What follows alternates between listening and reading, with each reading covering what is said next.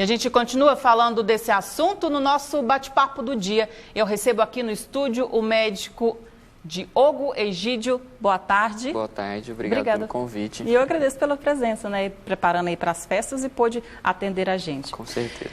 Quando uma pessoa pode se automedicar? São raras as situações que ela poderia tomar alguma medicação com tranquilidade, sem a consulta prévia de um médico, né? O ideal, como ela não vai saber, a população em geral não vai saber quando seriam essas situações, o ideal sempre, obviamente, é consultar um profissional antes. Obviamente que talvez uma condição que ela já tenha ciência, né, uma condição pré-estabelecida e que ela já tenha costume de usar a medicação porque já teria sido previamente orientada, talvez seja uma situação mais tranquila, né? Alguma pessoa que tem já o costume, porque em alguma ocasião já tem náusea ou vômito e já tem o costume de tomar sempre a mesma medicação, já avaliou essas náuseas anteriormente, então nesse sentido ok, né? Tem algum tipo de dor ou febre por alguma situação já estabelecida e vai tomar um antitérmico, né? Talvez nessa ocasião sim, mas obviamente que sintomas novos, sintomas persistentes, né? A população, o paciente nunca deve se automedicar.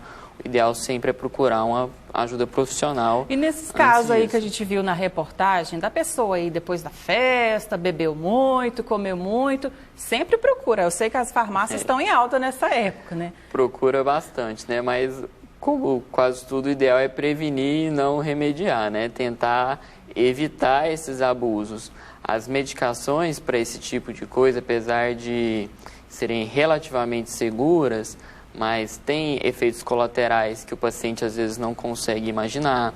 Tem interação medicamentosas importantes com, às vezes, alguma medicação que ele já faz uso e não faz ideia que essa medicação que ele vai tomar possa ter alguma interação com alguma que ele já faz uso. As reações alérgicas que a gente nunca pode prever, né? E também inflamações, acometimentos de outros órgãos, hepatites, pancreatites, que podem estar relacionados com o uso de abuso desse tipo de medicação. Esse seria o maior perigo, então, na automedicação? Na automedicação, eu imagino que os principais perigos realmente sejam reações alérgicas, né? Interação medicamentosa com outros remédios que a pessoa já possa tomar e também até hepatites e pancreatites mais raramente, mas pode acontecer. E o farmacêutico, ele pode orientar no medicamento a ser consumido ou ele está ali mesmo só para orientar quanto à receita prescrita pelo médico? Bom, ele certamente pode ajudar tanto nas receitas, orientando como o paciente deverá fazer uso, se ele ficou com alguma dúvida que não foi sanada no consultório. Se ele chegar lá sem uma receita, né, ele poderia orientar sobre quais seriam as possibilidades, mas ele com certeza também vai orientar que essa automedicação não seria tão segura, né? Se tiver alguma dúvida, alguma coisa, ele certamente vai indicar para ir no consultório médico. Agora vamos falar pelo outro lado. A gente falou da pessoa se automedicar. Agora aquelas pessoas que fazem uso contínuo de medicamento e chega nessa época quer beber a bebida alcoólica. Pode? Depende muito da medicação que ele faz uso anteriormente, né? Algumas medicações certamente não são indicadas o consumo associado com o álcool. Outras têm uma tolerabilidade um pouco maior, vamos dizer assim.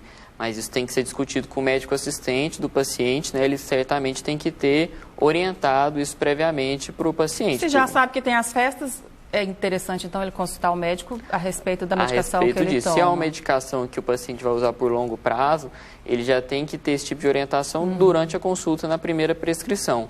Se pode usar alguma medicação associada com relação ao uso de bebida alcoólica, mas o paciente nunca deixa de perguntar isso, ele sempre quer saber justamente se pode associar ou não.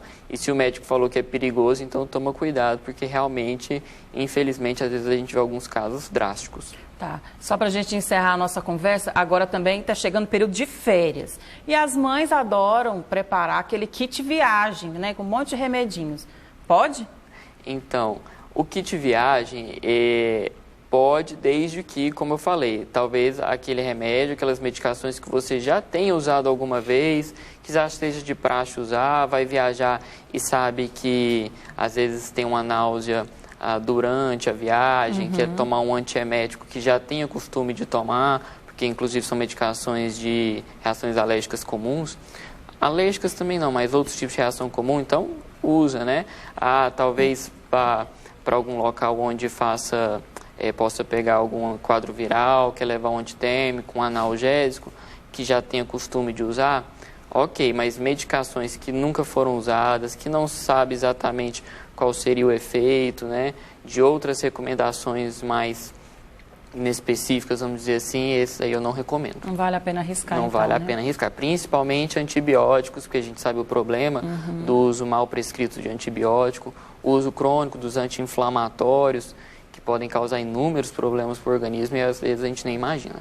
Ok, então, obrigada pela sua Obrigado a presença, vocês pelos pelo convite. esclarecimentos. Muito obrigado. Boas festas aí. Para todos nós. Valeu, obrigada.